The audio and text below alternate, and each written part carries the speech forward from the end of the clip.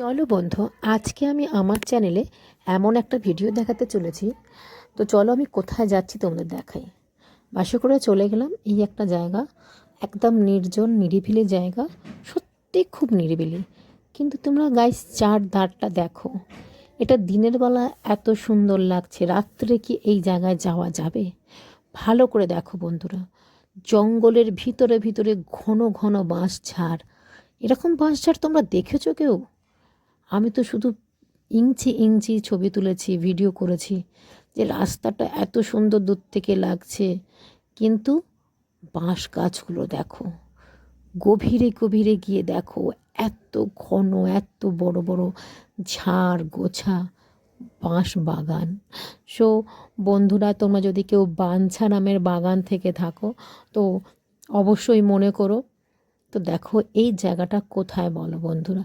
তো আমি অবশ্যই কমেন্টে জানতে চাইবো বন্ধুরা, এই জায়গাটার নাম তোমরা কে কে গিয়েছো। আর এই দেখো, ভালো করে দেখো কি সুন্দর না? কিন্তু গাইস, রাত্রিরে কি যাওয়া যাবে এই জায়গাতে? একবার প্লিজ বলো। কিন্তু দিনের বেলা কিন্তু অপূর্ব, যতক্ষণ না সন্ধে নামছে। ঠিক সন্ধ্যের আগে পর্যন্ত এখানগুলো খুব ভালো। তো সন্ধ্যের পর কিন্তু খুব রিস্ক আছে এখানে, বুঝতেই পারছো, ভীষণ রিস্ক। শুধুমাত্র ভৌতিক কারণ নয়, সামাজিক কারণেও অনেক সমস্যা হতে পারে।